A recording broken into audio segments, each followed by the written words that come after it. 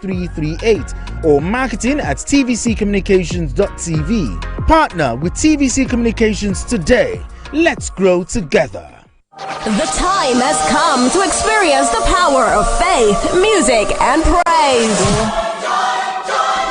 This is the Max Urban Gospel Chart Show.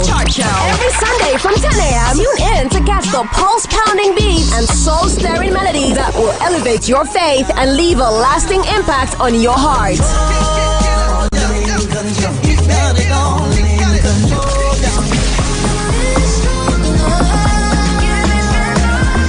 The Max Urban Gospel Chart Show. Every Sunday from 10 a.m. exclusively on Max FM, where we count down the best 20 urban gospel hits from around the world. Get your praise on. You're my provider, you're my provider.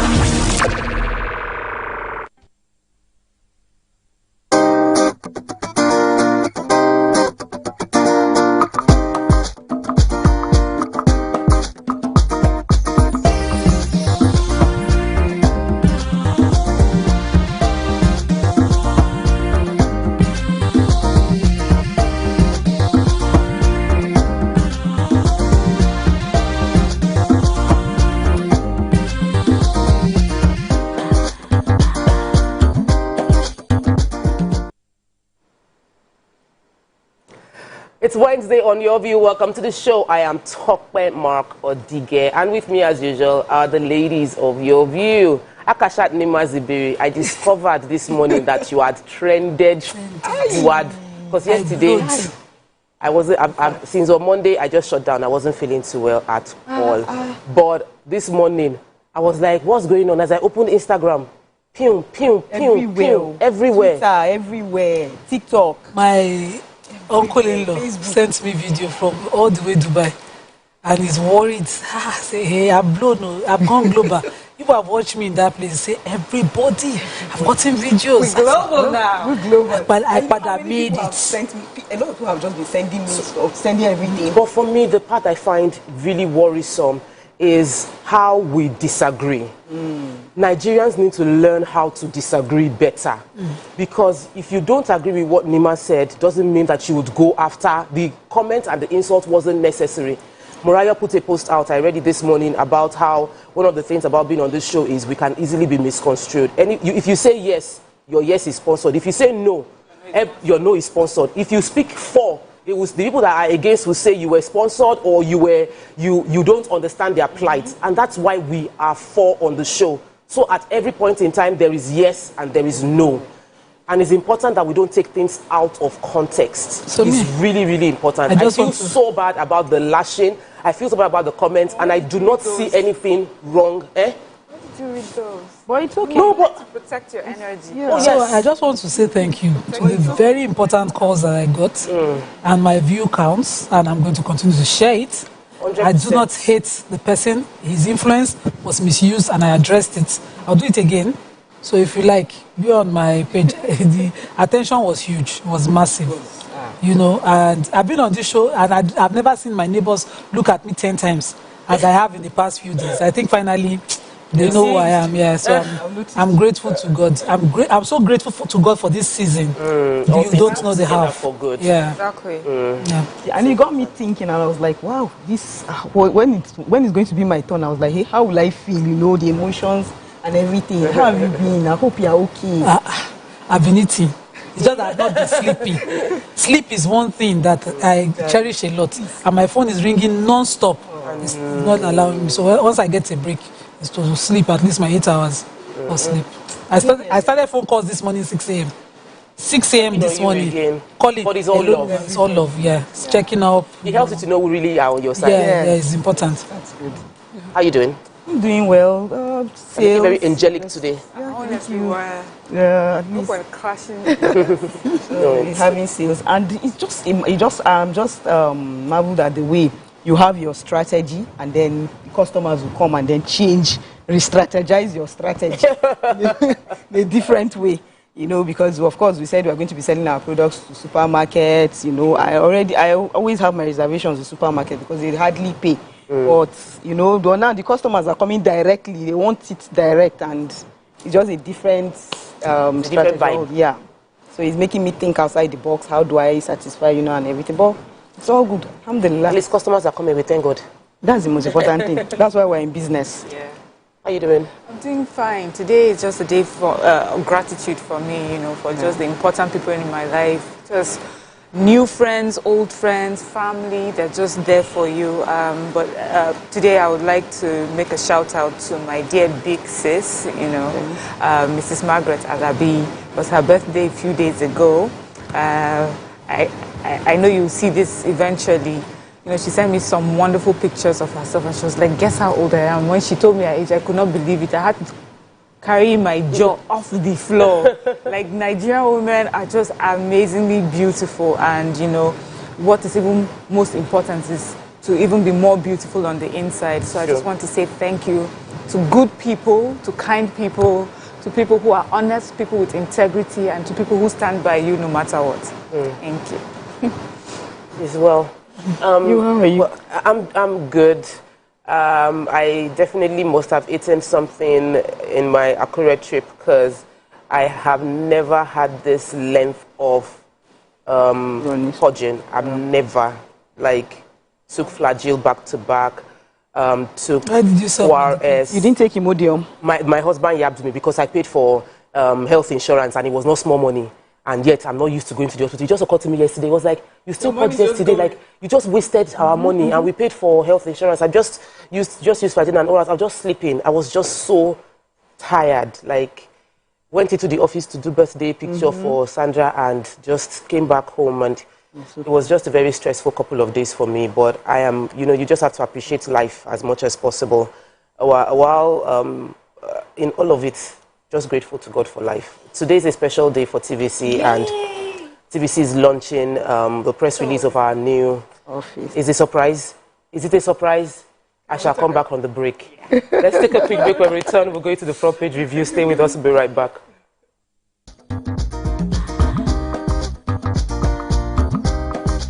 Stay tuned. Your View will be right back.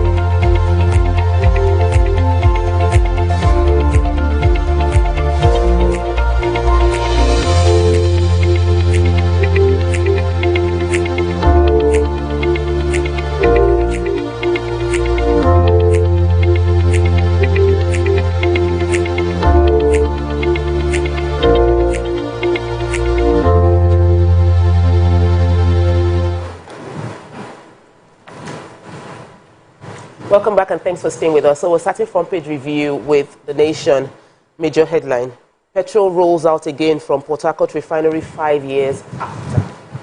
This milestone is a major milestone. It thrilled the president And there is now going to be quick action on Warri and Kaduna refineries as well. CBN raising interest rates to 27.5% will curb inflation, ensure stability. MPC retains monetary parameters. EFCC may take ex-governor Bello to court in Abuja today. Anti-graft agency uncovers 16,800 rebagged 50 kg federal government rice palliative. And what story are we going to be starting with? Okay, major headline, because it's good news. Port Harcourt refinery, of course, is back to operation. And let me even take it the way the nation took it. They say, like the Phoenix, the Port Harcourt refinery bounced back to life after shutting down for 5 years. So the president, of course, applauded this. He's happy. He hopes that this rekindles efficient fuel supply. He extends his heartfelt congratulations to the NNPCL. And, of course, Mele Kyari also said that, this is that Port Harcourt refinery would operate at 60% installed capacity with 200 trucks loading petroleum products daily. And they're also the president also directed that they reactivate the Warri and the Kaduna facilities to enhance effective supply. So I'm reading supply, and they took an inventory of the several attempts at revamping when the refineries kept failing. And for me, I'm seeing supply. Better late than never situation. Yeah, but I hope that this is the breaking of the monopoly that they talked about, so that we'll see better pricing of petroleum products eventually for Nigerians, where petroleum products drops as it should, because we own the crude here. And I don't understand these dynamics of landing cost and all of those differences. I hope that this takes it all out. So all those ghost prices, the gray areas are dealt with when we produce here and distribute here. Of course, Port Harcourt takes care of the southeast a lot, so there will be relief on that side. We're waiting for Kaduna. So the difference in price would not, usually they have, when they move the petrol from a place to a place, you will have to pay that charge. So that will take out. So we're waiting for Kaduna to come up so that the north is taken care of. And eventually, Dangote too. Yeah. For them to be able to break down monopoly, they must increase capacity. So they must make sure that all the other refineries work. So may I take Kano State Public Complaints and Anti-Corruption Commission has uncovered no fewer than 16,800 President Bola Tinubu branded 50 kg rice palliative worth over R1 billion at a warehouse in the state metropolis. In simple English, the rice that was put together as palliatives, 50 kg, they found it in a warehouse. And what did they do at this warehouse? They started rebagging it and rebranding it. There's a name, I'm trying to look for the name. They said that there were about 28 trailers of this rice, each trailer consisting of 600 bags. And that the ones that they had not yet rebagged, you could still see the not for sale sign on it, and they had rebranded it to Elephant Classic Parboiled Rice, just in case you have bought a rice that is branded that way. Just understand that it was rice that was meant for Nigerians, palliatives, that has been sold to you. Anyways, they say an arrest has been made so far. An investigation, of course, will continue so that they can find, as other arrests will be made as well. And that they emphasize that this criminal act will not be tolerated, diverting, rebagging, and selling of rice palliatives that is meant for the poor people. You see, when people say that, when we say, we the people. When Mariah always uses that phrase, we the people, we think that sometimes it's just, you're looking to blame Nigerians. But look at this. Palliatives were provided for, but someone or a group of people thought it was something that they could rebag and sell to Nigerians. Meanwhile, poor people are still languishing, in hunger. So unfair. And I'm happy that they were able to catch this one. With this kind of behavior. This kind of behavior, exactly. So I have the story of the former governor of Kogi State. They said the former governor on his own went to EFCC office. They said, saying that, yes, Yahaya Bello. They said Yahaya Bello detained since he arrived at the EFCC office yesterday in Abuja is likely to be arraigned in court today. They said he got there at 12:55 with 3 of his lawyers, and he was immediately arrested. And as we all know, earlier on, he was accused of, 80.2 billion fraud. And also, there's another one, 110 billion fraud. So they are saying that they have handed him over to the special duty unit. This special duty unit, because his case is very, very, Nigerians are really interested in his case. And they said that the AFCC has also filed charges against Bello, and they're going to, he's in custody now, and they will charge him to court today. Today is Wednesday, so they're going to charge him to court. So let's see how that's will go.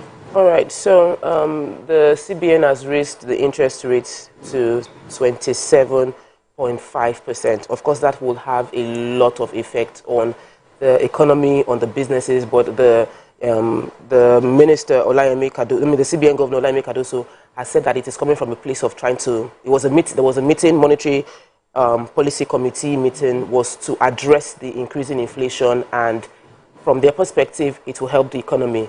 Its impact on business owners and all of that, I'm sure, will be a totally different story entirely. We'll take a quick break now. When we return, we'll continue with Front Page Review. Please stay with us. We'll be right back.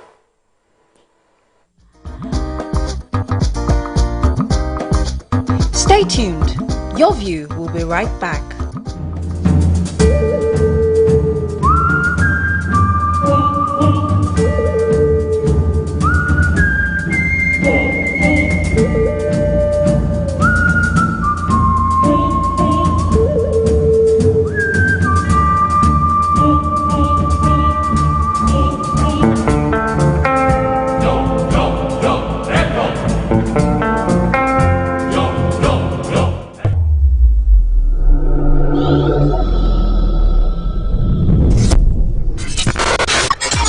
Do you think you can outplay me in this game of wits and knowledge?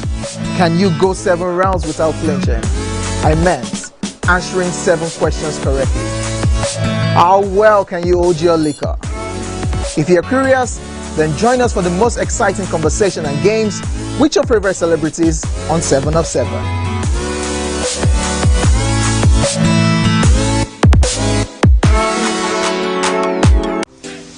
Welcome to Pure Entertainment.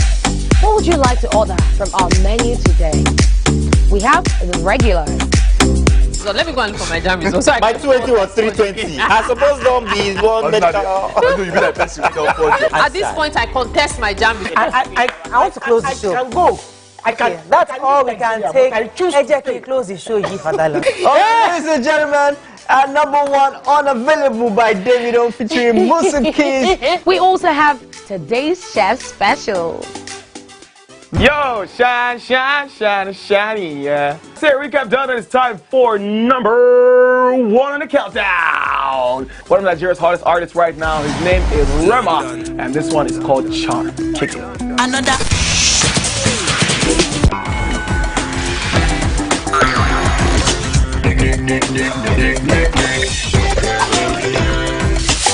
For dessert and a bit of nightcap, we have the nighttime and online specials.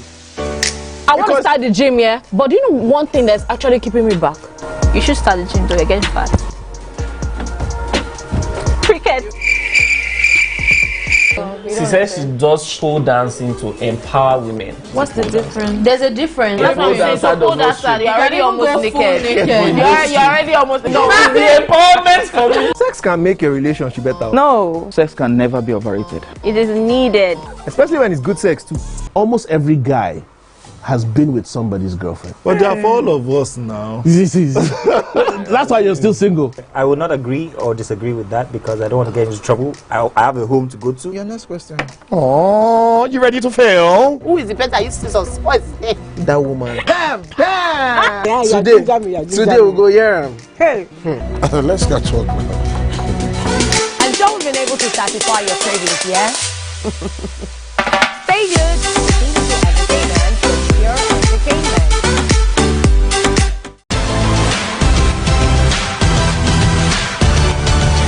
Now you can catch up with your favorite programs on TVC.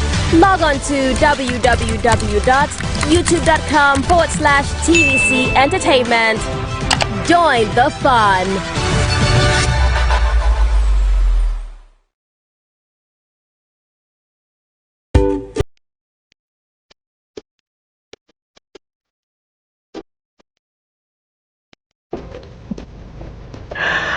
Oh, wow. My typical day is filled with meetings, consultations, and of course, traffic. And that's all part of the hustle and bustle of city life. But the real fun starts when I can just settle down and catch up with all my favorite programs on TV.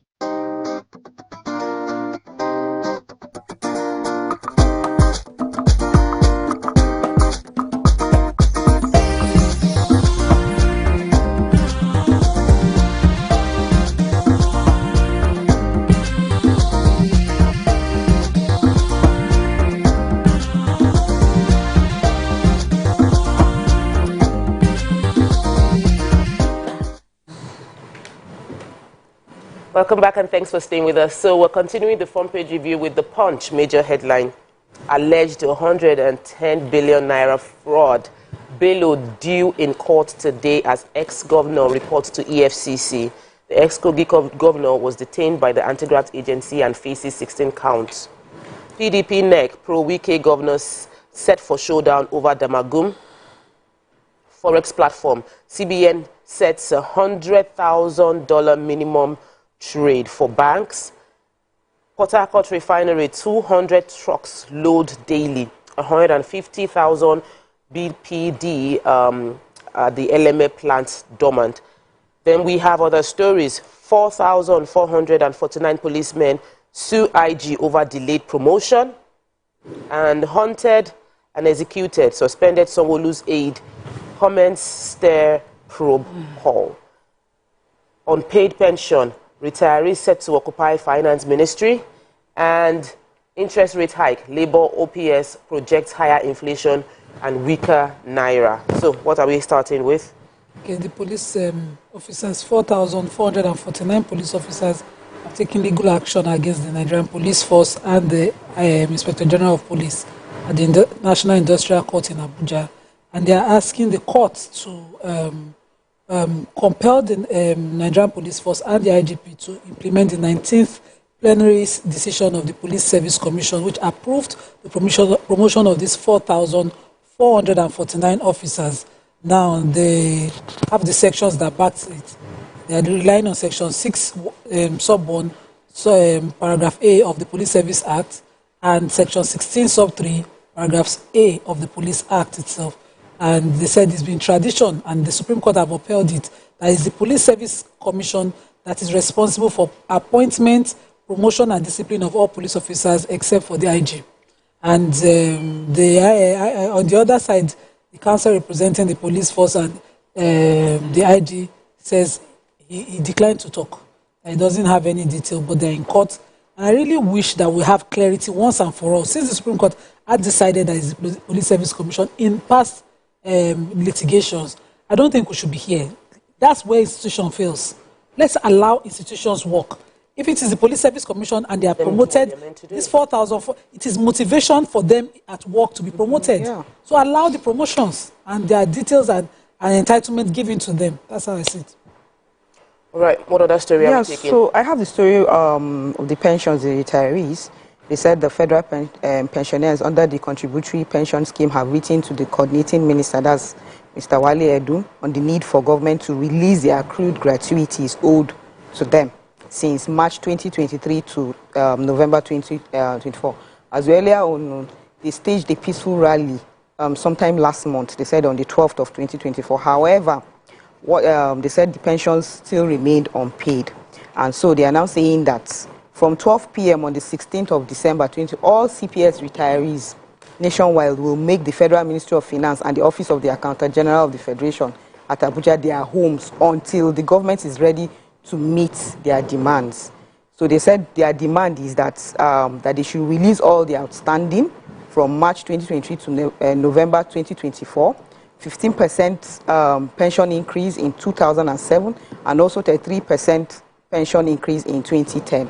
If not, they are all going to go to the front of the office and they're going to be there until their demands are met. So please, federal government should try and disburse this fund so that these things will not happen. Things like that won't happen. Okay. I took this story, very political story. They said crisis within PDP. They say it may not end soon as members of the National Executive Council of the party are set for a showdown with a faction led by the former Nyesom Wike over the continued stay in office of their acting national chairman, Umar Damagum. I tried to read it, so it just looks like Umar Damagum is the acting chairman of the PDP. And, you know, he had taken over the last chairman who was ousted. But what is expected is that he should leave office. But he's being backed by Wike and his cohorts and his political and other governors and some local government chairmen. So it looks like he has such a strong force behind him. So that's where the showdown. So they have a faction where they don't think he should still be in office. He should step aside as acting chairman so that the North Central can come up with a permanent chairperson for that space. But they want him to, his own faction want him to continue and, you know, finish the tenure that he had taken over from the ousted PDP chairman. So that is it. As you know, politicians, all sorts of combinations, permutations, fighting and infighting until they finally settle the dust. But they say that this is also showing that Wike has such a stronghold on the party, as he has so many supporters, you know, at this level. Yeah. At the end of the day, what Nigerians are concerned about is their own personal well-being and how whatever politics is being played impacts on them. The CBN has another regulation. There's a lot of things that happen whenever the MPC meeting takes place. And one of the meetings that came out from, one of the decisions that came out of the meeting with the CBN is that there's a $100,000 minimum trade for interbank transactions. So the interbank transactions usually conduct their dollar-related transactions through the electronic foreign exchange matching system. And they mandated the minimum trade balance of $100,000. This was done on the 25th of November. What that means, the economists and bankers would explain that to us, but they have said that they are also they are retaining the discretion to make any change. So this is a flexible CBN. If they feel the policy is not working, they can make changes tomorrow. If they feel it is working, they said the CBN retains the discretion to introduce other currency pairs when deemed necessary. The guidelines are also, all trade are consummated on this platform. They are binding unless cancelled by mutual agreement of both parties with written approval by the CBN. I like highlighting the CBN because we're not feeling the impact of whatever policy is being taking place. Sometimes we feel nothing is happening, but there are a lot of things happening, a lot of permutations going on with the aim of getting Nigerians relief. So we're hoping that God will give them more wisdom so that they know what to do to ensure that the impact of the economic policies trickle down to the average Nigerian. Moving on to Daily Sun, major headline. Fuel-laden truck rollout of Port Harcourt refinery. That's like the biggest story, and it's good news. We were expecting this from December last year. I remember that, what's his name? Ajuri mentioned that we're going to have the refinery running by December last year. Mariah said, we'll hold you to your word. And when it didn't happen, we called him out and called out the government. But finally, better late than never, the fuel-laden trucks are already rolling out of the PH refinery. And Ojukwu Memorial, I won't stop pushing for Kano's release, says Bianca. Ex-Governor Yahya Bello turned self into EFCC over alleged fraud. CBN continues monetary policy tightening, raises interest rates amid inflation, and food prices rose in October from the Nigerian Bureau of Statistics. Education gets lion's share as Mba presents 971 billion budget to Enugu State Assembly and crashes recurrent further to 14% in its budget. Oil-producing states kick as they kick against the planned payment swap at Ramfac. They ask court to set aside consent judgment in favor of company registered after another one had executed contract. The final story I'll be taking from The Sun is TUC threatens indefinite strike as states that are not implementing minimum wage. So there's an uneasy calming by Elsite and a rider for that story. What are we taking first in Daily Sun? Do you have any other? I have Enugu State. Oh, yeah. So the governor of Enugu State, Dr. Peter Mba, has proposed a record 971 billion naira budget bill for the 2025 fiscal year to the Enugu State House of Assembly. They said he's entitled this the budget of exponential growth and inclusive prosperity at the floor of the House. You know, a lot of the figures were mentioned. He had proposed 800 and 37.9 billion capital expenditure, representing 86% of the budget estimate, and so on and so forth. But what is really the important part of this story is that a large chunk of the budget has been dedicated to education. They say in terms of specific sectors, education got at 3.2%. This is the largest chunk.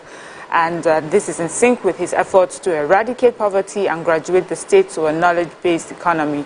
They said, of course, there's also a large chunk that's going to infrastructure and roads and a lot of things. So this looks like a governor who has his ears on the ground. He understands the needs of his people and is meeting them, you know, with their budgets as well.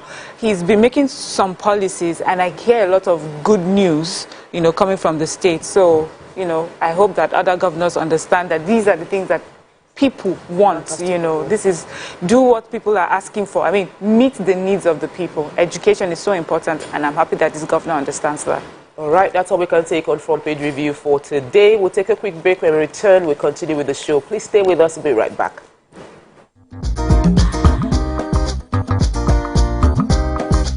Stay tuned. Your view will be right back.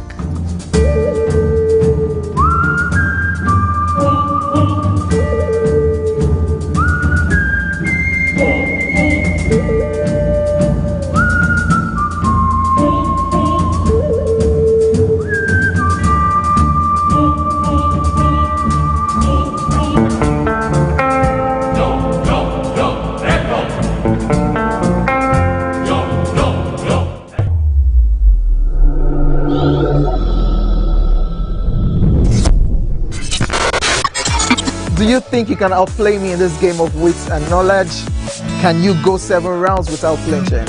I meant answering 7 questions correctly. How well can you hold your liquor? If you're curious, then join us for the most exciting conversation and games with your favorite celebrities on 7 of 7.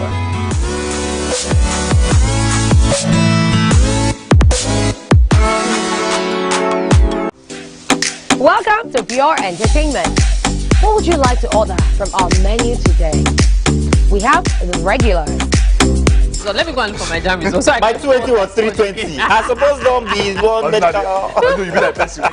At this point, I contest my jam results. I want to close the show. I can go. I can. That's all we can take. I choose to close the show. Ladies and gentlemen, number 1 unavailable by Davido featuring Musa Keys. We also have today's chef special. Yo, shine, shine, shine, shiny, yeah. Say recap done, and it's time for number 1 on the countdown. One of Nigeria's hottest artists right now, his name is Rema, and this one is called Charm. Kick it. Another.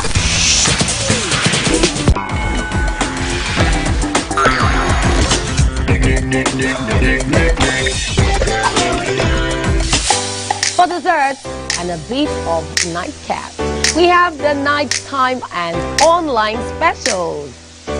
I want to start the gym, yeah? But do you know one thing that's actually keeping me back? You should start the gym though, you're getting fat. Cricket. She says she does pole dancing to empower women. What's the difference? There's a difference. That's what I'm saying. So pole dancer, you're already almost naked. You're already almost naked. No, it's the empowerment for me. Sex can make a relationship better. No. Sex can never be overrated. It is needed. Especially when it's good sex too. Almost every guy has been with somebody's girlfriend. But they are for all of us now. That's why you're still single. I would not agree or disagree with that because I don't want to get into trouble. I have a home to go to. Your next question. Oh, you ready to fail? Who is the better? You scissors. What is it? That woman. Damn. Today we'll go here. Hey. Let's get to work now. And don't been able to satisfy your cravings, yeah? Stay good. Entertainment for Pure Entertainment.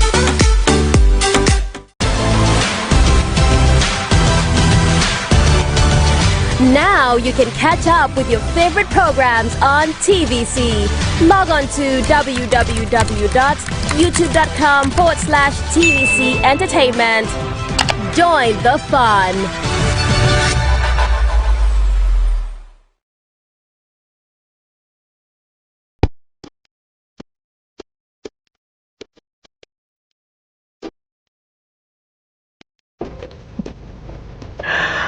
Oh, wow.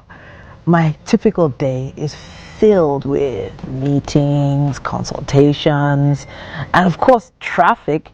And that's all part of the hustle and bustle of city life. But the real fun starts when I can just settle down and catch up with all my favorite programs on TVC. Believe me, it's pure entertainment.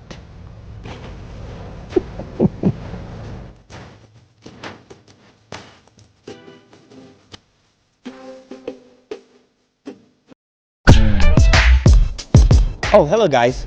Come closer.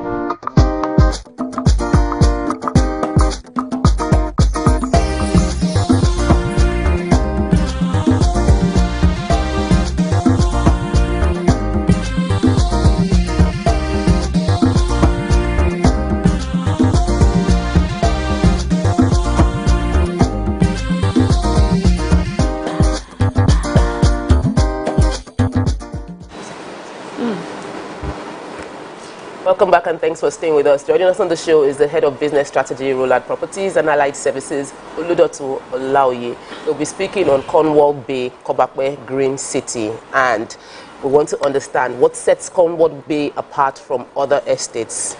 Good morning, thank you for having me. I'm happy to be here, and I'm happy to always talk about Cornwall Bay Estate, Kobakwe by Rollard Properties. Okay, so to answer that question, I like to paint the picture of what this looks like, you know, because that's how we can understand what sets it apart. You know that right now, for many families, if you need to have a time out with your family, to have a picnic, you need to pack your bags and go hundreds of kilometers away to have that moment with your family, right? And with Cornwall Bay, we say it's a green city, a city in the garden. Let me explain. Picture this. You enter into Cornwall Bay Estate, and the first 5 acres are orchard garden before you even get to the residential buildings. When you can picture that, you can already tell yourself, you can count how many places do I know that gives me this kind of feel. So for Cornwall Bay, when you are entering the estate, the concept of development is that the first 5 acres are orchard gardens. It naturally would support even family moments. Of course. You can leave your residential home, your apartment, and come to the garden to relax. This is an estate where, without doing anything else, your well-being is supported. You don't buy it. The nature gives it to you. That's the greenness of it, and that is the city in the garden of the whole concept. So think about how many projects like that afford you that luxury at no extra cost. And that, exactly, ladies and gentlemen, is what sets Cornwall Bay apart from Okay, so let me ask you this. So what are the opportunities available, and how do we grab this opportunity? What are the opportunities available? How do we grab this opportunity? You know, Cornwall Bay is a must-grab opportunity now. Let me start with, where is it located? Okay. It is strategically located in Kobakwe, Abeokuta.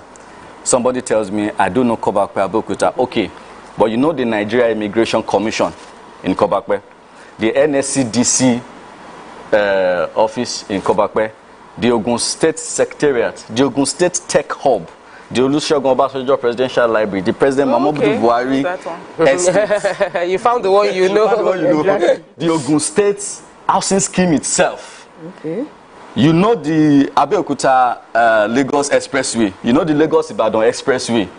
You know the Abeokuta Business District. Now, if you know all of these places, this is where Cornwall Bay Estate Kobakwe is strategically located. And number 2 is that when a property is located in proximity with this kind of landmark, this kind of known and recognized institutions that are functional, 2 things it does. 1, rapid appreciation of that property is guaranteed. 2, security of the environment of that property is guaranteed. 3, infrastructural development of that area is also guaranteed. And that is why nobody should miss out on Cornwall Bay Estate, Kobakwe, Abeokuta. Beautiful. Beautiful. Exactly. Well, what should we do? The best time to plant a tree, they say, is 20 years ago. The next best time to plant that tree is right now. So, right now, the offering on Cornwall Bay Estate, Kobakwe, is buy more, save more.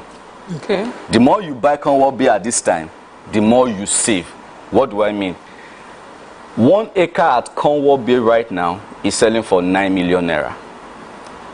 Now, as against 12 million naira that you would buy if you are not buying today.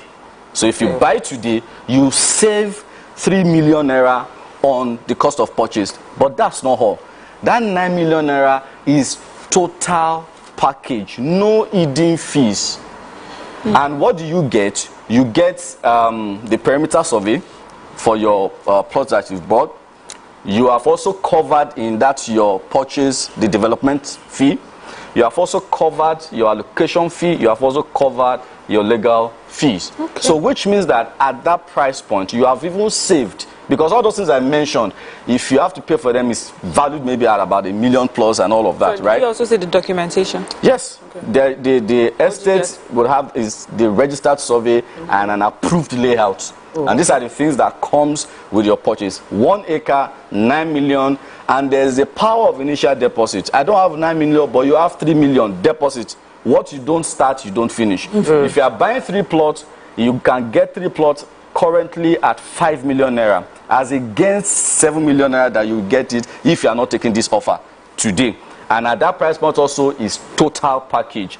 If you are getting 1 plot, you get 1 plot at 1.9 million naira, and you can start with an initial deposit on a plot of 500,000 naira. I always say something. There's a power of initial deposit. So, okay.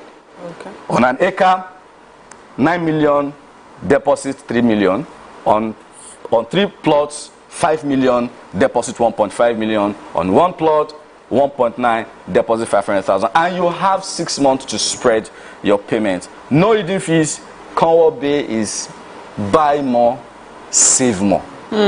So someone is listening and thinking, so how do I get in contact and where do I start? You can visit our website at www.rollardproperties.com.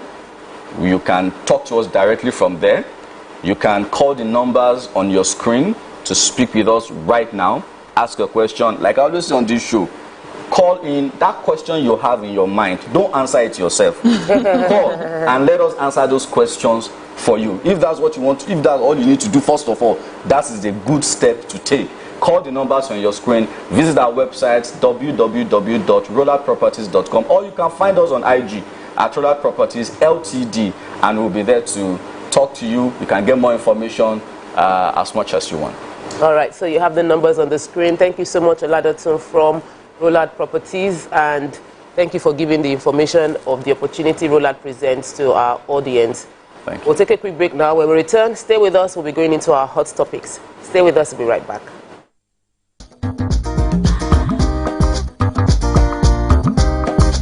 Stay tuned. Your view will be right back. Oh, hello guys. Come closer. Now this is not a magic trick, but I'm about to show you the best breakfast show on television. Ready? 3, 2, 1, go. This is Wake Up Nigeria. On Wake Up Nigeria, we take your mornings from drab to fab. A quick look at the newspaper headlines to keep you updated on news and current affairs. There's sports, great features and places to go, and things to do. It's lights, cameras, and movie madness because we squeeze the best blockbusters into bite-sized reviews. Our award-winning and sometimes Guinness World-breaking chefs perform a culinary masterpiece every single morning inside of the kitchen that leaves us salivating and asking for more. Our book reviews is always a page-turner with thrilling stories, gripping memoirs, and fascinating tales. We keep you entertained with music performances, trending topics, and fun Friday games. And on traffic today from Shasha bus stop. So you guys plan to set me up? Nah. 60 seconds is not enough to tell you all about Wake Up Nigeria. It's like trying to fit a T-Rex inside of a teacup. You'd have to tune in every morning at 7 a.m. to enjoy a whirlwind of excitement, laughter, and unforgettable moments. Wake Up Nigeria, your ticket to a fabulous start every weekday morning.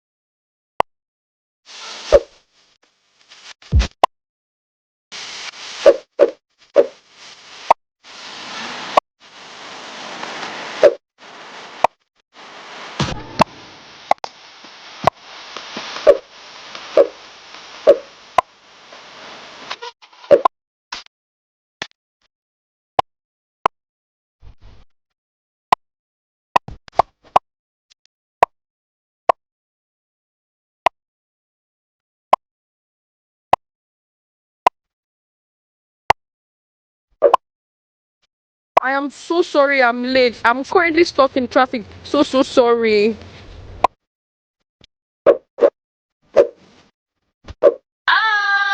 We're about to start the show. Hey, yeah. See, we're getting ready. We're gonna start.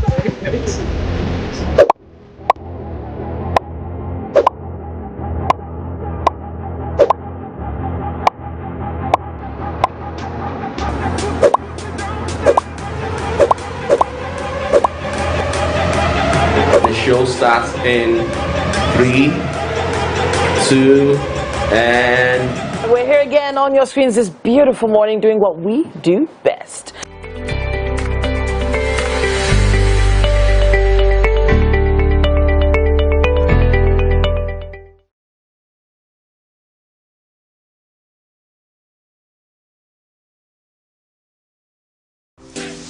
Welcome to Pure Entertainment. What would you like to order from our menu today? We have the regular. So let me go and look for my jam results. My 20 was 320. I suppose don't be one better. At this point, I contest my jam results. I want to close the show. I can go. I can. Yeah, that's all we can take. Ejeki, close the show, Father. Ladies and gentlemen, number 1 unavailable by Davido featuring Musa Keys. We also have today's chef special. Yo, shine, shine, shine, shiny, yeah. Say recap done, and it's time for number 1 on the countdown. One of Nigeria's hottest artists right now, his name is Rema, and this one is called Charm. Kick it. Another.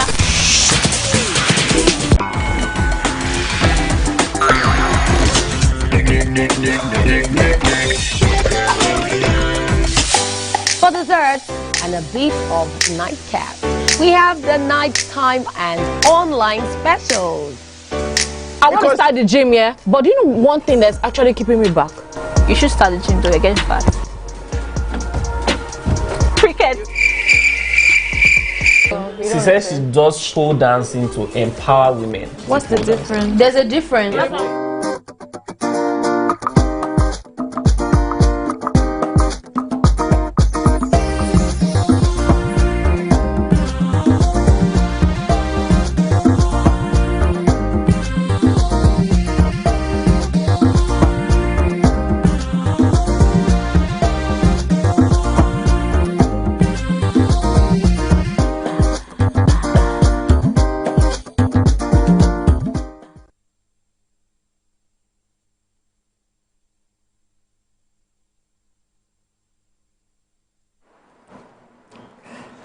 Welcome back and thanks for staying with us. So a video went viral, and this video showed Barrister Uju Kennedy, who was our former Minister for Women Affairs, and it showed her back in court doing what she was doing before she became a minister. And the comments went like, oh, it's very different. This is not the usual. And, you know, because we are so used to having career politicians who all we know they do is politics. Now seeing that she's vocal about the same way she was vocal as a minister and defending the rights of people, going to court in the full robe, was very interesting. I was just going to talk about it. Nima, when you first saw that video, what was your opinion? I felt proud of her. You know, I didn't even know she was a lawyer. When she was minister, we knew every side of her, but you know, the barrister Oju Kennedy didn't sink. Until I saw her in the robe and the dress, I felt so proud of her. And that she's following this case. I wanted the details. Miriam was also asking, because I would have liked to see when it was found. You know, to see whether she was even representing in her capacity, or maybe her firm was representing while she was minister before the reshuffling of the cabinet. But I'm so proud that she's gone on to represent the people. I see why she qualified initially for Women Affairs, and I think that her personality for Women Affairs is apt. Yes. You know, it has to be someone who can understand. We're in the 16 days gender-based violence awareness already, and these are some of the gender-based violence issues we're dealing with. We're dealing with spousal abuse, you know, parental abuse happening against young girls, and it's just, for me at this time, it's something that I would really love to. It's something that is encouraging for me, and I'm so proud of her. I am proud of her as well. I'm proud of her because usually there's something that is associated with when you've been taken out of office, which is supposed to be shame, you know, and then you hide your face. Or if you don't hide your face, you're quickly looking for what other political parties to be part of, or even to be heard to be speaking ill of the government that had taken you out. This woman, the very last news before this one that I saw was her just thanking the president for giving her the opportunity to serve. And the next thing, this woman is proudly wearing her wig and gown and talking about her passion. And I remember one of the videos just before she left was her, you know, having discovered a case where a child had been molested, and she was so, you know, she was so hurt by it, she was so upset. And you remember her, she was such a vivacious, strong voice. And a lot of us may have thought that she was doing it just for the office, but here she is continuing to do what has always been important to her. And for me, this sends a very powerful message, because a lot of times we feel that only to be in government, you have to be a career politician, and you know, they will tell you this is our work. Well, there's nothing to do. Many times when we've said that our country can no longer afford to pay our politicians as much as we do, or our representatives as much as we do, should they go and get other jobs and things like that? We've had people, you know, argue that this is the job that they know. What else do you want them to do? But I would like for us to see that there are opportunities for people who can do both. And if we look at that, maybe we'll now start thinking about the cost of governance. But I'm so proud of her. You know, it still hurts me that she left, but what she's doing today, even after what has happened, to me is even more powerful than when she was Minister of Women Affairs. So well done, madam. Yes. For me, she's looking so beautiful. I'm proud of her. She's looking beautiful in her. You know how I've seen her wear her normal stuff, and then now in this kind of attire, I'm like, oh, wow, very nice, and pursuing what she likes to do. And the fact that you know, I was one of the people. I was quite hot too when they removed her, and of course, I was expecting there was going to be backlash because of the way, you know, the energy that she used to bring before. I was expecting that she would go abuse everybody, you know, and say this, that, but she accepted it in faith, just like what Miriam said, accepted it in faith, and then went on to continue with her normal. So I'm just imagining, and I'm trying to compare her with the one that has been, you know, I can see that her own energy would have been more. By now, she would have still been everywhere. Her news would have still been very active. People, you know, and I like the fact that she's passionate about trying to help people with those kind of stories, because I can see that it's a 5-year-old issue that has something to do with molestation or something. So I'm very, very proud of her, and this is what women, these kind of things, that when a woman is in power, doing things like this, I'm always very happy. And let's say she was still the Minister of Women Affairs, I know that she will really attack the North, because we have a lot of issues like that. So she will really be in the news all the time, you know, trying to handle issues from that area. So yeah, I'm so happy. She was always in the news, and I think that people are not. For me, she was one of all of us on this table actually didn't understand why she was removed. Yeah. Like we asked, and we're still asking, what was the parameter for the removal of Barrister Uju Kennedy from being the Minister for Women Affairs? What did she do right? What did she do wrong? Because if the government isn't transparent about the metrics for judging ministerial appointments, citizens will not believe in their that they're doing things in their best interest. They will just feel it is all politically motivated, or some powerful person is manipulating the decisions being made. So I think it's important they put it out there. But I'm so, like everybody has said, I'm so proud of her. I'm so proud of her that we're not bending, we're not hiding. This is why. Maybe you did not know me before, but I've always been doing this, and she's back to do what she's always been doing. And it should serve as a template for other ministers. If you really love what you were doing as a minister and they took you out of being a minister, it shouldn't stop you from doing what you've been doing, or stop you from contributing if you're no longer in that position. So maybe you were a minister. What other minister did they remove?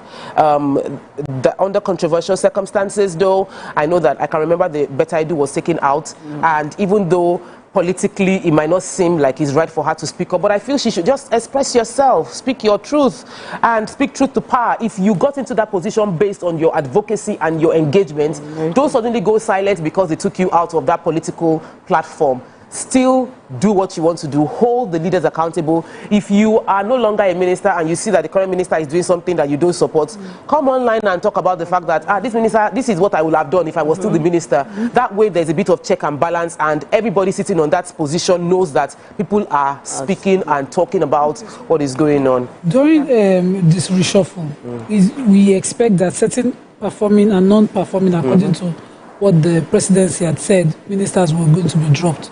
We have, from where we seen Uju Kennedy actively doing her job. Yeah. So maybe they had certain parameters or KPI, as they call it in the corporate world, that they were using to check her. But she's not the same with Better I Do. I would really like Better I Do to have her day in court. Come to court, defend yourself. If the money is diverted, we're not so diverted. Rather than just disappear, because you'd understand why she would disappear, as opposed to a reshuffled cabinet. Yeah, that was different circumstances. So there are two different circumstances. But also, I like that Uju Kennedy has let us see that politicians can have careers outside political offices. So if you're a career politician from day one to the get-go, you retire to leadership lectures and all of that, and continue mentorship and building young leaders. But if you're a technocrat, that's the word, you're taking from a certain field into politics, go back to the field. You understand? Go back to work. When you're removed, you're actively working. When your expertise is needed in development again, they will come and source you where they found you in the first place. We had past leaders like that. Coach Joella, the moment she was removed, she went back to her work. The other lady, a career politician. No, she was. That's what I'm saying. Technocrat.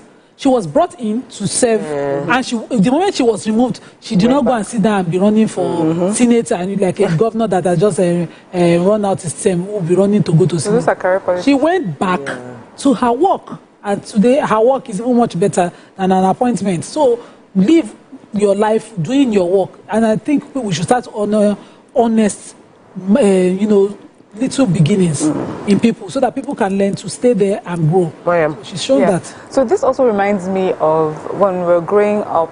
There was a military governor of Plateau State who had a wife who used to work with CBN, and I remember it was a thing. We used to hear the adults say that she did not stop her work. Like in the morning, she would drive out of government house and go to her job as CBN governor. And I remember, recently when we were talking about wives of governors and what they should be doing and, the expectations, I just said, sometimes these husbands, they have always, this is their dream. They've always wanted that. And this person became your wife just because, the politics was not part of it, and she finds herself, with a person, with a man who has now gotten a political appointment, or who, has found himself, as some sort of leader. What is now left for the woman in that situation? And I like that there are women at least at that time, this particular woman had her job that she was going to. I know it's a little bit different, but I just thought it was a different angle to bring on. You know, it just shows that people have their different dreams. They can do other things. And we should be able to leave room for people to either be part of this husband's government in a way like running, or decide to serve her country in another way, which is going to her job, earning her money, and being the best citizen, you know, at her job. So I just like that women have always given us like good examples of something that, you know, we can always emulate. And yeah, that was it. Let me take Blessing from Port Harcourt before I come to you, because I'm wondering, women, but let me, before I ask my question, let me first get Blessing from Port Harcourt. Welcome to the show. Good morning. Good morning. Good morning, Blessing. How are you doing? I'm fine. First of all, I want to commend Mrs. Naimat. Madam, you really, really inspire some of us here. We like your boldness. Everything that happened on the show the other day about people, please, I don't want you to be discouraged. Remain yourself. Here, from this end, we admire you a lot. Thank you. And you know what? A child that is well trained knows that you don't take a family affair outside the house. If you have a brother that steals or a sister that is a thief, do you go out to tell people that your brother is a thief? As Nigerians, no matter how many citizenships you have, we are first to be patriotic to our own. No matter how the situation is in the country, we are supposed to be patriotic. We are supposed to defend our own in public. Then when we come back home, we can now tackle issues that we have at home. So first of all, I just want to encourage you to stay strong, remain strong, and we are here for you. Thank you so much. Thank you, ma. Thank you so much, Blessing. So Blessing wasn't calling to contribute to this show, but we would accept Blessing's own because it has come. But subsequently, I think that we should channel the love and attention to Nima privately at Nima Akashatibiri. Check her on Instagram and send her that love. She would really appreciate it, and we are all feeling it, and we're supporting her on that journey as well. Let's stick to the topic per time. So when you were talking about women being first ladies and doing what they need to do in their keeping their career, it's because we've never had a first gentleman. Because if we've had first gentlemen, trust me, that first gentleman is not going to leave his business or his career to focus on being a first gentleman. In most cases, he will still continue his business. I know we've had judges who are a judge, I think, Nima, judge. There was a first lady that was a judge. Wike's wife. Wike's wife was a judge, right? Or was and it she continued her job. And she continued her Yeah. medical doctor continued her job. The first lady of Lagos State is a medical. There was a first lady from, I think, Kebbi. She has this cancer foundation awareness. She's always an NGO. She's always done her job. I think she's a gynecologist. And she and most times so when they have like NGOs, that one is sort of like what but she's a professional doctor, gynecologist. And so she's also doing her work. And, some of them after leaving, they start up a business. They start doing something because while they were in office, they discovered some things that they could go into. Yeah, that could solve the problems of people. Yes, so they'll just go into it. But not focusing on first ladies. Let's even just generally talk about career politicians, because I think that's a big deal. Can we say that career politicians have served us as a country? You know, these people who were local government chairmen and then became House of Assembly, House of Rep, Senator, or they became governors, then went into the Senate and then became ministers, people that we've seen their faces over and over again for 20, 30 years and or for the past 20 years of our democratic dispensation. Can we say that the career politicians have served us, or the system of career politics hasn't really served us? Maybe we should stick to technocrats as a style of voting only technocrats. What do you think? Because I know that there are technocrats that have worked and politicians that have worked. So how do we now find this balance? I think career politicians, I think it depends where we are today. And for me, the career politicians don't work for us today just because of the cost, that how much it costs us to have them. They do not do anything else apart from this job. where they become representatives, they are leaders, they are, you know, and we have to pay them for their time and for their services. And we have such a large government structure. We have the executive, the judiciary, the legislature that is like two bodies. We know the numbers of legislators that we have. That is at the federal level, then we're talking at the state level. So it is quite huge, and it's such a huge cost to the government. And that is why I have always advocated, you know, that we have a situation where our career politicians can work half, do their jobs, especially with the legislators. You know, they have periods where they go off, and it's quite an extended period. Yeah. And in that time, you know, it would be nice that they are doing their jobs and facing other businesses that they do. We have had people who say that before they got into politics or gotten a political appointment, they were making more money.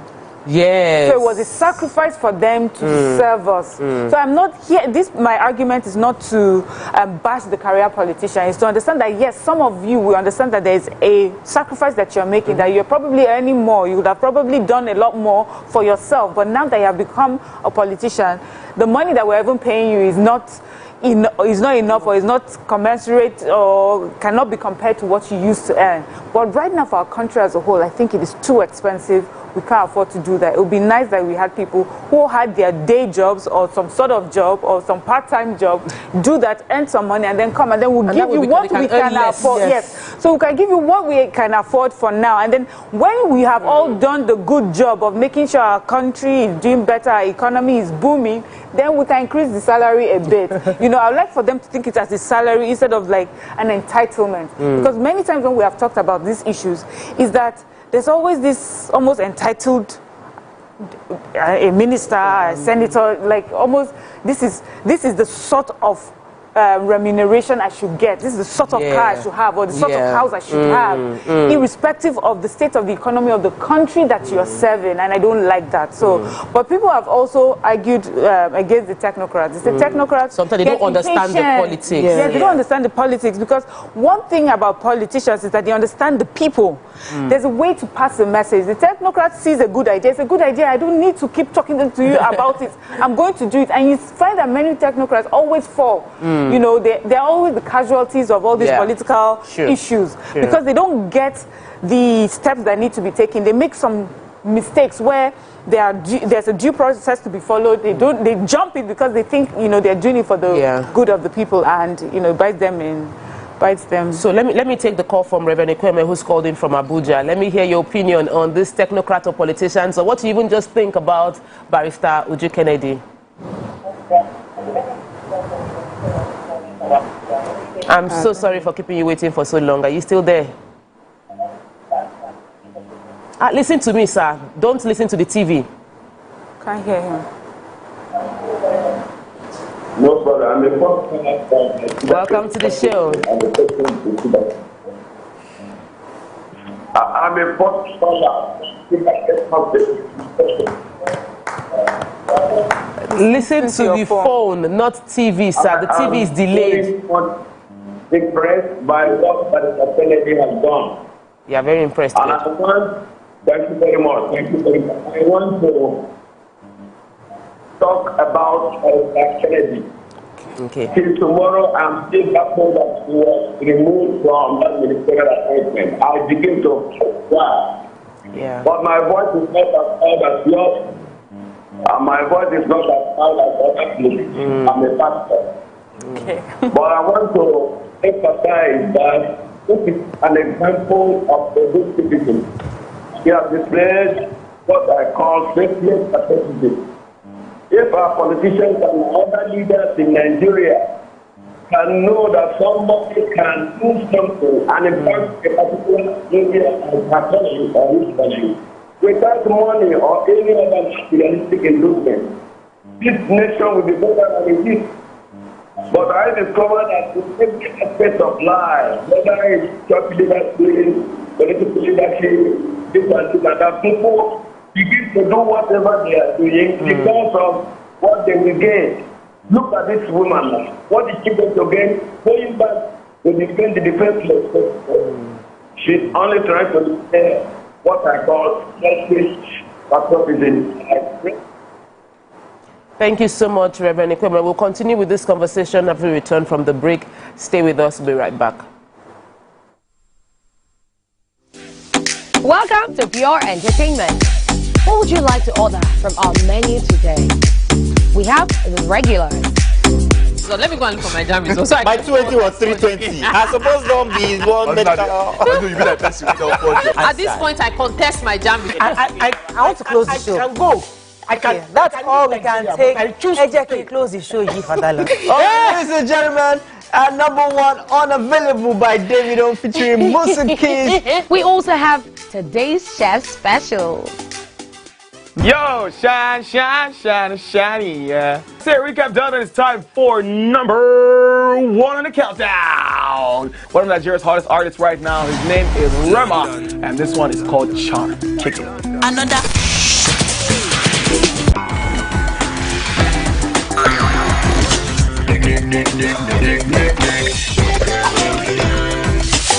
For dessert and a bit of nightcap, we have the nighttime and online specials. I want to start the gym, yeah? But do you know one thing that's actually keeping me back? You should start the gym, though. You're getting fat. Cricket. She says she does pole dancing to empower women. What's the difference? There's a difference. That's what I'm saying. So pole dancer, you're already almost naked. You're already almost naked. No, it's the empowerment for me. Sex can make your relationship better. No. Sex can never be overrated. It is needed. Especially when it's good sex too. Almost every guy has been with somebody's girlfriend. But they are for all of us now. That's why you're still single. I will not agree or disagree with that because I don't want to get into trouble. I have a home to go to. Your next question. Oh, you ready to fail? Who is the person that used to sus? What's his name? That woman. Damn! Today we'll go here. Hey! Let's catch up. I'm sure we've been able to satisfy your cravings, yeah? Stay good. TVC Entertainment for Pure Entertainment.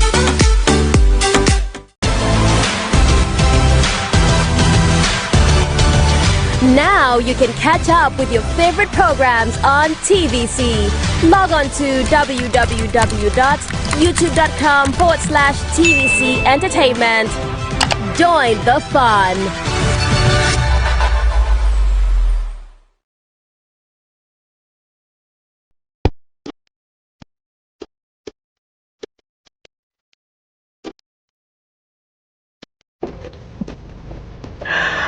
Oh, wow. My typical day is filled with meetings, consultations, and of course, traffic. And that's all part of the hustle and bustle of city life. But the real fun starts when I can just settle down and catch up with all my favorite programs on TVC. Believe me, it's pure entertainment.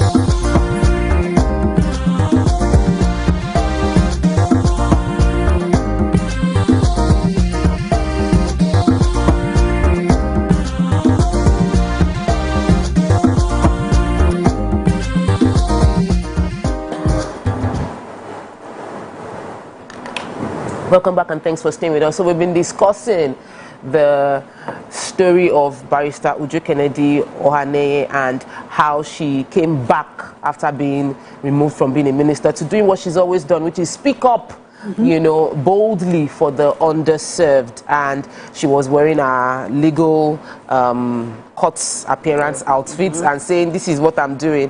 But we now segued into the conversation around career politicians and... Can I say something before you go? Okay. That I have to admit that she's the first person that I've seen in the wig and gown that looks really good. I'm just saying. Yes. Just for the side. Yes, she does.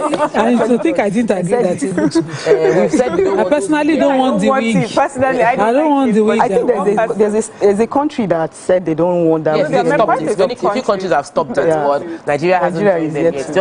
Just in case you are still thinking about it, the ladies of your view all support the Nigerian government. It's a small win.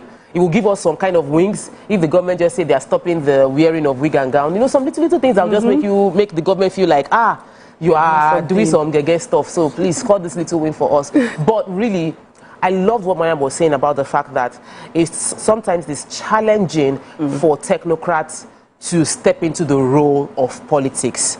And even though they might be appropriate, they've had some goofs in past times where, because they don't understand the politicians, you know, Mariah will say they speak the language of the people. They know how to get to the people. And some of us that we feel we are educated cannot relate with all they are doing. But how do we find that balance, Nima? How do you think we can find the balance of using the gift of technocrats' ability to not need the money because they are already doing very well, they are successful, and yet be able to take advantage of our politicians, career politicians, who they know the people, they know how to talk to them and get the votes and get their buy-in? So there are certain areas in leadership or in development of any community that requires expertise, and it's not about knowing the people and everything. You know, I criticized the Speaker of Lagos when he returned the nominees for the governor's cabinet, because I had experience with the essay on works then. If not for that, our expertise and our open door policy, Old Ojo Road was going to bury me when it was bad. And, you know, we're constantly locked in by the number of terminals. I spoke to MPA boss, we spoke to everybody else on the show, but she would reach out. She gave me a contact person of the contractors working. If they block the road unexplainably, you could reach her. And see the road today. We have traffic light, everything is done. And do video of Lagos, can shoot a Zoom video on that area. And so such expertise, and she was from the private sector. Yeah. She came in with the expertise, she delivered. So you can bring that in. But there's a place also for the politicians. There's a place where, you know, like places like civic duties, other, you know, sectors where the politicians' expertise are needed. There's also a place where they merge. A person can be a technocrat and still be a people's person. And those are the stars. Yeah. So those ones who can do the delivery well, who can merge well, they're also there. So there's a place for everybody, and we need each person per time. But to cancel one for not being the other, I don't agree. So we don't need to. We don't need. So, but I think that, okay, so sometimes I would like to put myself in that kind of situation. Oh, like me, that I'm a apologies, Ramatu. I have a call. Let me just take this call. Good morning. Welcome to the show. Please, when you call in, listen to your phone, not TV. Okay. Welcome to the show, Rose. I'm calling. Yes. This is Rose. I'm calling to Natural. Welcome to the show, Rose. Oh, apologize. Please, when you call into the show, listen to your phone, not the TV. The TV is a bit delayed, and it takes us more time to turn down the volume. Yes, and you could just mute the TV once you get on the phone. So, Ramatu, you were going to say something. Okay, so I was going to say that, okay, I know somebody that her husband was made governor, and when the husband was made governor, she automatically as first lady and all, and she had a very beautiful business that was going on for her. And of course, because of the first lady responsibilities that came up for her, she struggled. She really struggled to keep that business. So what she did was she got some people to manage the business while she went on with the first lady, this and all. But by the time she came back, the business had already started going, crumbled. You know, say it crumbled and all. And she was really trying to balance the two. So all I'm just trying to say is that some people are very good with they can't do two things together. So the part where you say, okay, politicians do this while you have something running by the side. Some people do not know how to manage both at the same time. So some will just do the one that they can do that is in front of them first of all, and then be able to then go back and then concentrate on the other one that they are doing. So she struggled a bit, and for that reason, that business crumbled. And then, you know, she continued with the politician stuff and everything as per her husband. And then afterwards, it was when the husband, you know, they moved in from office. That was when she went back to the business and then started from the scratch all over, and then went up. And I remember one time like that, I think, Tope, you were on the show when we talked about one, there was this governor that came and said that his salary was small. And then they now mentioned all his businesses that he's doing. But he came and he said that the money that he's being paid, that is small, that is not enough to go around his personnel and everything. Yeah. So you can imagine he was saying, as he was saying it was small, we all were saying that you run a business and everything, why don't you, take from there and, and be comfortable and all. And he was now trying to explain that he cannot bring his personal funds to run so the it's government personal the government. So, and that's what Blessing from Port Harcourt. Welcome to the show. Good morning, Blessing. Good morning. Good morning. I want to comment on Erica Uju's topic. Personally, I think Erica Uju is calling. Her calling is to defend young ones. Her calling is to defend women. Unfortunately, her personality was misinterpreted by Nigerians. So before, I think when she was asked, I read a comment from Brennan Murphy's speech, and he was he complained about his personality. Now, one thing I want Nigerians to know: every individual has their personality. We all have different temperaments. How Bianca Ojukwu will handle a position is different from how Uju will handle her position. So my personality should not be linked to how I handle my work. The most important thing is that the job is done. Sure. When she's in executing that job, is she infringing on somebody's right? Is she stepping on food? No, she's doing her job. If I want to express myself, can I express myself calmly? Another person has to speak with aggression. It all depends on how we will.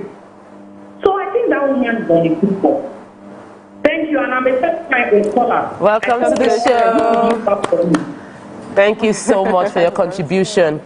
So, I was, when you were talking about the technocrats into politician stuff, I feel like sometimes we blame technocrats for not understanding politics when we did not prepare them. We just throw them into politics.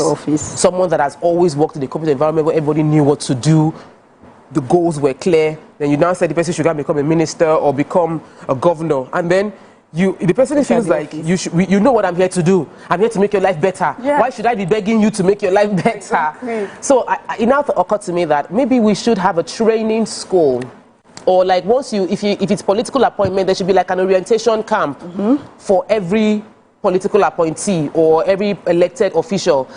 Not camp, orientation process where you get indoctrinated into this is governance, so this is not your private business. This is what you are expected to do. This is how you are expected to do it. We need to have that for all political office holders, whether elected or appointed, a 1 week or retreat process where I don't think 1 week would be enough. It might be where you do like a 1 month. Understand Nigeria. Yes, just even just setting the right parameters for KPI. This is what you're expected to do. This is how Nigerians are going to measure you. This is the Nigerian dream. This is what we're trying to achieve. So you're going to align with this one. Or we could even include this training program on communication, because sometimes people are doing the right thing, but the way they say it can then lead to something else. So that's maybe 1 week is too small. Maybe 1 month. Maybe, they are smart people. They are adults. They can get it in 1 week if we condense the training well. We need something like that. For lawmakers on the National Assembly, there's this 2 weeks crash training on drafting and whatever they do for them, and legislation, orientation, legislation, whatever they do for them. They should just add this one, join inside. Let them be continuously reminded that they are there to serve us. That they are there for us, as opposed to checking whether 1 billion naira for cars come, 10 billion naira Jeep have come, all those kind of costs. And they focus on. We saw that when the house was inaugurated, and money for car came out, bam, before they said, no, we're not there. It was approved before we came. Everybody shall collect cash. Plus opposition plus party government. When we are chopping, we don't talk. Yes, so. All right, let's take Dan from Surulere. Welcome to the show. Good morning. Good morning. Good morning. Good morning. Good morning, Lima, my in-law from Kogi. In-law from Kogi. They took you home. Well done with all you're doing. I just wanted to quickly also add to the discussion on the table. Unfortunately, in Nigeria, we just select people who are not ready for leadership position, and we just throw them there. And sometimes we don't even have time to supervise what they are doing. We just go out like, I said, let's take it. We don't even mind how they are faring in office. The woman lawyer lady, former minister, for me, she may have the right intention, but her disposition while in office was a major issue. You see, leadership is not just for anybody. If you get into that position, it is important that you comport yourself. You know, there are certain things you don't say in the public. You need to learn, just like you just said, few minutes ago, that there needs to be like an orientation process. Of course, that's how it is across the board. In America today, and some of us are trying to copy a lot of things for. Once a president wins the election, he goes in for another 1 or 2 months of orientation. You know, we don't have that here in Nigeria, and I think it is very, very necessary and critical at this point that whoever is selected to take any leadership position needs to go through orientation. Yes. Some of them will come with the air of, I can do it all by myself, and at the end of the day, they fail in office, and they are not even accountable after their time in office. So I think it's important. Like a woman, she has always gone back to her first love, which is as a barrister, but she needs to know that, what are the lessons she take away from being a minister and how she fed? She needs to sit down and look at how she fed in office and work hard so that when the next opportunity comes, which I know will come. All right, thank you so much for your contribution, Mr. Dan from Suleiman. You're going to say something.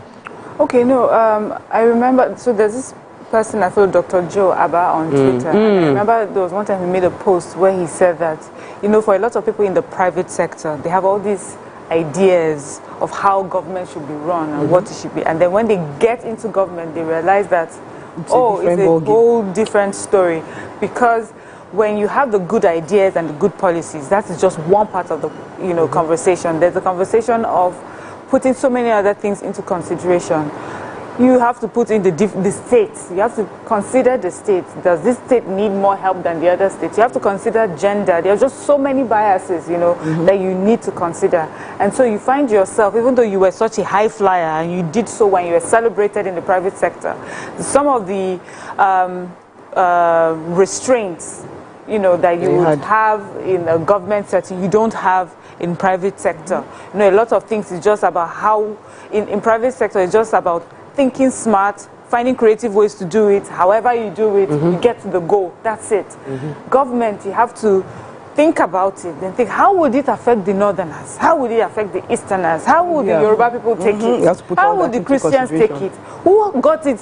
Who got it last time? Was it the seniors or the juniors? Those are sort of things that you have to handle. And that is why I believe that instead of waiting until you get a political appointment, there has to be something that all Nigerians participate in, understanding governance, so that you just never know. Just the way that you take us through the NYSC, and really, I think in the beginning was just to give us some sort of military training when war happens, you just conscript coppers. But also, it should also be a situation where Nigerians learn, about governance and how to engage communities and how, and the different biases that we have in our country and how to engage them properly for development. I think that will go a long way helping us instead of waiting for a 1 week or 2 week period where you're just coming to terms with some of these things. Thank you so much. That's all we can take on this topic. We've actually shared a whole lot. Of course, we celebrate Barrister Uju Kennedy, and we hope that many other ministers who have been reshuffled out of position will follow our example. We would like to see more people that are not in political positions speak truth to power and continue to do what good work they've been doing before they got into position in the first place anyway. And we're looking forward to the national reorientation or national orientation period before any political appointment. That's all we can take on this segment. We have a Let's Talk, a guest joining us in a few minutes after we take this break. When we return, stay with us. We'll be right back.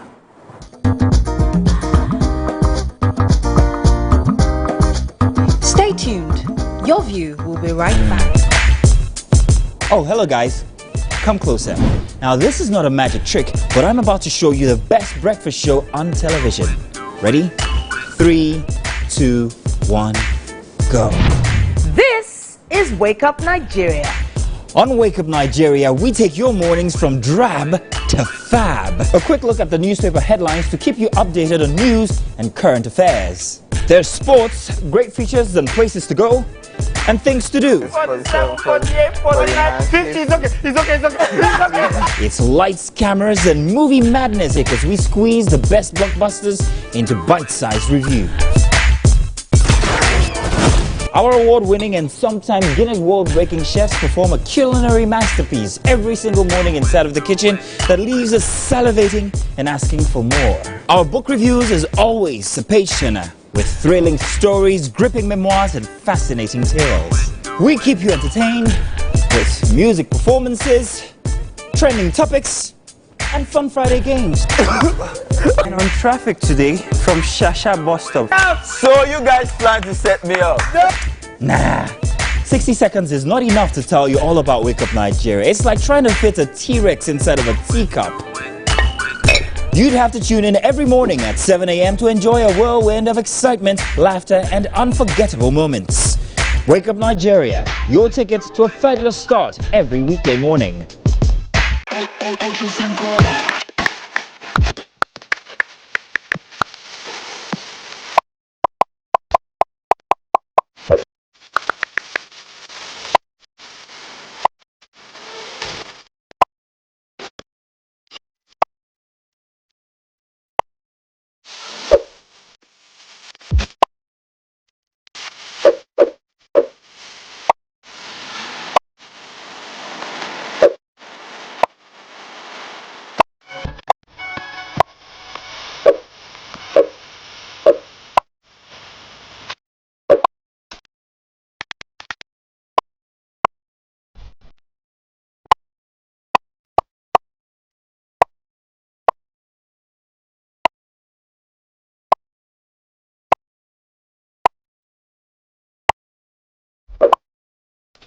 I am so sorry I'm late. I'm currently stuck in traffic. So sorry.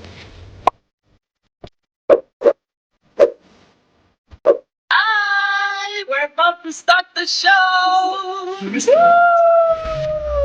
Hey, yeah. See you ahead and ready. We're gonna start.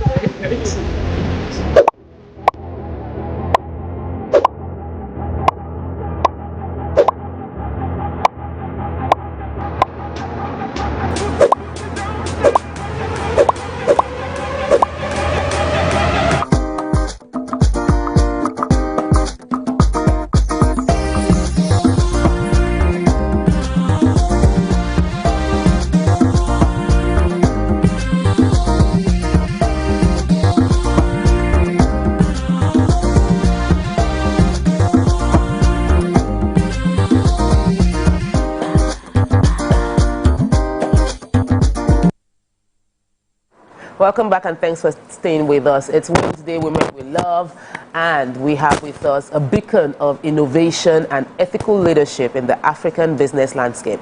She is the convener of the CIO and C-Suite Club Africa and the Lady in Tech Network. She exemplifies our passion can fuel entrepreneurial success. A journey from legal career to technology sector is not just a personal transformation one, but a testament to the power of aligning one's passion with purpose. Welcome with us, Abiola Lasende. Welcome to the show. Good to have you join us. You can join the conversation by calling us on 0810-7641-679 or tweet to us on X hashtag TVC Connect. Hashtag your view on TVC so we can take your comments. You can also join us. We're streaming live on YouTube and your comments there can also be read live as well. So, Mrs. Lasende. Yes, please. I know you. I know you from social media, leadership conferences. We've jammed ourselves at all these learning platforms. But I didn't even know that you did a crossover from law into tech. Who does that? How does that happen? It's so far apart. But why did you make that transition and how challenging was it? Oh my goodness, easy? thank you, ladies. It was an accidental transition. Oh, okay. To be honest, I decided to take a career break from my legal work. I've always done corporate services, corporate governance. And I made this decision about the time COVID was starting. Oh, okay. So I resigned from paid employment. I wanted to just rest a bit, spend time with family. And COVID happened from like February 2020. My resignation was effective end of January. We made the decision before COVID. Without knowing you would still have rested. Yes. As in, Yeah. So I started my my leave, my break from career, and then, you know, COVID really taught us a lot of lessons. Yeah. For me, the biggest was, how are we able to transition, navigate the disruptiveness?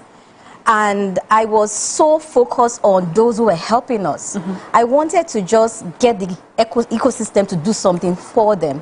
My story is as simple as that. And I just woke up one morning, I was like, where are these IT guys across the industry, those who have helped us to navigate this disruption?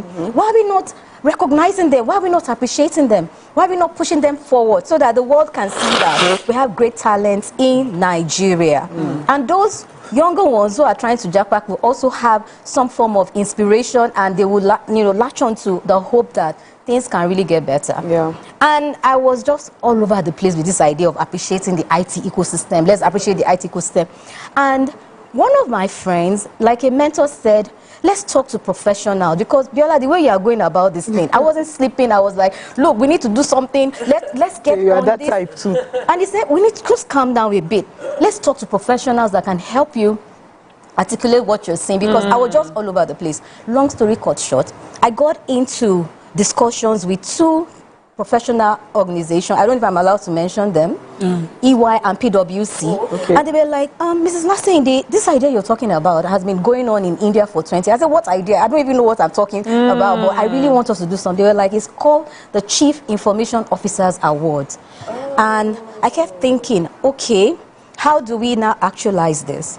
To cut this very long story short, EY held my hand and said it's never happened in Nigeria. Okay. And that they were going to support me to put the technical framework together. Remember, I was on a career break. Yes. And all these things were happening because I couldn't sleep. I couldn't until we started having these conversations around May 2020. By November 2020, we had the first Chief Information Officers Awards in Nigeria. Wow. We pulled all the, critical stakeholders, the tech leaders from across all the industries. Okay. That has never happened in Nigeria. So we celebrate the CEOs, but we're not celebrating the IT. Yes, those are always behind the scene. Because that was my passion. That was what I was saying, that we need to pull this. It's not only when there's cybersecurity attacks. That, that's when you get to know them. Okay, I just wanted to ask for specifics, like just to give us an idea, who are these people behind the scenes, so that we even know them and understand what the CIAO is about. Absolutely. So the Chief Information Officers are, that's a generic label for people like even the Chief Technology Officer, Head of IT, those who are leveraging innovation, digital technology to deliver value to their business. So these guys are always the one, they work like 28/7. They work like not 24/7. Nah, they work like 370, 370 days. And they're always very quiet. They're extremely conservative. Because, when we started, it was difficult to even get them to put in a nomination. It was like, wait, please now, you've done so much. Give us, you put your nominations in and give us achievements that you can literally be comfortable seeing in the newspaper. And we see when the things go wrong. You see the way when the banks had the issues now. Look at the way it was they're the ones in charge. Yes. The absence of those people led to all the challenges that those banking apps and all of that Okay, went so let through. me ask you, so how did they feel when you now brought everything forward, and what was their, how did they really feel? Oh my goodness. So, we had a very great corporate governance structure around it. So it wasn't like vote for them. We went, got them to put in their nominations and their achievements, and we had a high panel jury setup. Wow. Tech leaders from across the continent sitting over these nominations and shortlisting the winners. So they didn't know what was going on. Some of them got to know they were winning right at the dinner. Wow. So some, after the dinner, I mean, one of them took to LinkedIn and he said, all my life, I've heard about the Best Teachers Awards. I've heard about the Best CEO Awards. I've heard about the Chief Marketing Officers, but I've never heard about the Chief Information. It brought tears to my eyes. And to think it was a lawyer that talked about this. Sometimes you're too close to it to see it. See, we can do everything. So the reception was amazing. It blew my mind because remember, I just wanted a 1-year career break. Believe you me, I've not been able to go back to paid employment since then. Because we started in Nigeria. Now we're in 11 African countries. Wow. Okay, so you're taking the awards Yes. to this country. Yes. Wow. So I know tech is vast, and for those of us who cannot do sciences, we usually think what's a lot define for. So we stick to our no maths involvement arrangement. But what area of tech, particularly, were you interested in, or do you now practicing? And how would you advise those who are looking at transitioning there? What would you advise them? See, tech is a way of life. I had no serious engagement with the ecosystem before my transition. In fact, I don't like to use that word transitioning because I realized that when I got into the ecosystem, I realized that technology was part of everything. It's like it's like the unseen DNA that, or a part of our DNA that we're not even aware of. We use technology heavily every single time, and some of us, we pretend to be adverse to it, to be afraid, to be intimidated. But I have found my feet. When we started our meetings, I used to Google almost everything they were saying. The very first preliminary meeting, it was so difficult. But I'll say why. I relaxed and I embraced those moments. Biola, you have basic education. You're literate. And you can do this. So I started learning to speak the language of the ecosystem I found myself. And I realized that it was easy. I started doing a lot of self-learning to just understand the dynamics of, because all we're doing is project management, to be honest. And I'm not, you don't have to get into very technical coding or understanding an app. No, it's just how to connect the stakeholders that I am very much involved with, and is what anybody can do. Connect the critical stakeholders, get involved in the conversation, and at the cross of everything we're doing is, how do we move the digital acceleration agenda of Africa forward? So there is a purpose. So I am very comfortable to talk about this, because for me, technology is everything. But the conversation to spotlight this innovative leader started with, we are leveraging technology. Can you imagine, I was a group company secretary. My board, before that COVID, would never do any virtual meeting. They didn't even believe in like a tablet that can help them, manage board meetings. They didn't, but COVID taught us. Now everybody is doing things remotely. We are all very comfortable. So true. Let me take a quick break. When we return, we'll continue this conversation about the chief information and how important they are and driving the growth of Africa towards technology. Stay with us. We'll be right back.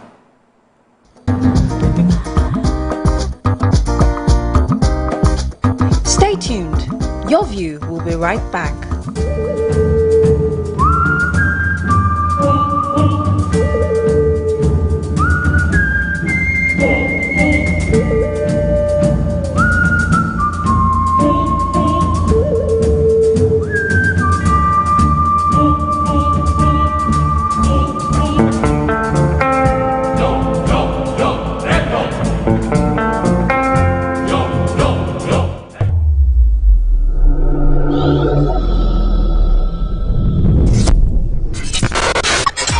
Do you think you can outplay me in this game of wits and knowledge?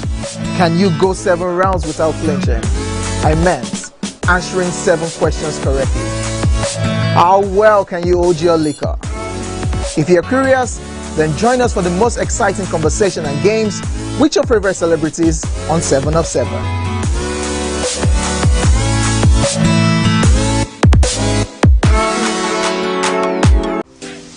Welcome to Pure Entertainment. What would you like to order from our menu today? We have the regulars, result. Let me go and look for my jam result. So My 20 was 320. I suppose don't be one medical. At this point, I contest my jam result. I want to close the show. I can go. I can. Okay, that's all we can take. Ejeki, close the show, you for that long. Ladies and gentlemen, number one unavailable by Davido featuring Musa Keys. We also have today's chef special. Yo, shiny, yeah. Say recap done, and it's time for number one on the countdown. One of Nigeria's hottest artists right now, his name is Rema, and this one is called Charm. Kick it. Another.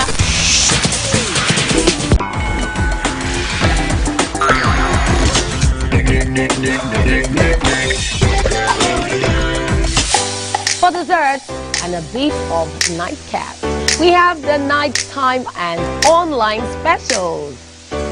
I want to start the gym, yeah? But do you know one thing that's actually keeping me back? You should start the gym, though. You're getting fat. Cricket.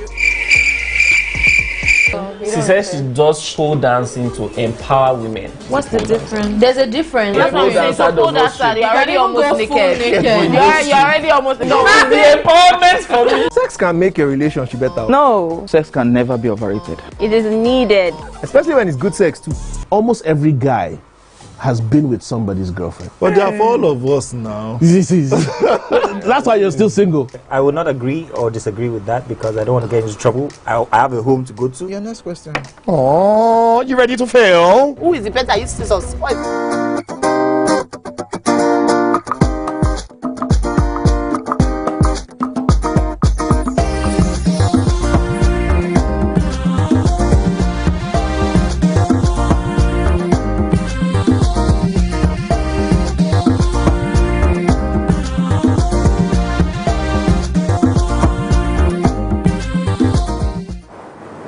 Welcome back and thanks for staying with us. We're still discussing with the woman we love, Abiola Olasendi.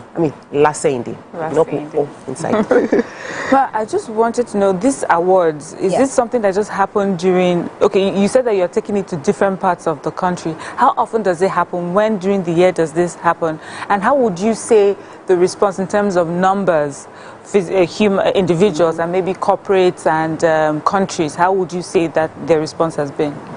Well, thank you. It's really been amazing. You know, what we thought was a small seed in 2020 is now in other 10 African countries. Okay. So this Saturday, we're going to be hosting winners, runners-up, and other critical stakeholders from 10 other African countries. They're going to come to Lagos at the Civic Center for us to celebrate excellence within this ecosystem. And, the CIO label is generic, like I said. That means that it includes people like the Chief Digital Officers, Head of IT, Chief Technology Officers, Chief Information Security Officers. But now, we had a brand refresh, and we're including C-suites, that is leaders. Those are leaders who are also leveraging technology heavily. And they don't necessarily wear that technology leader label.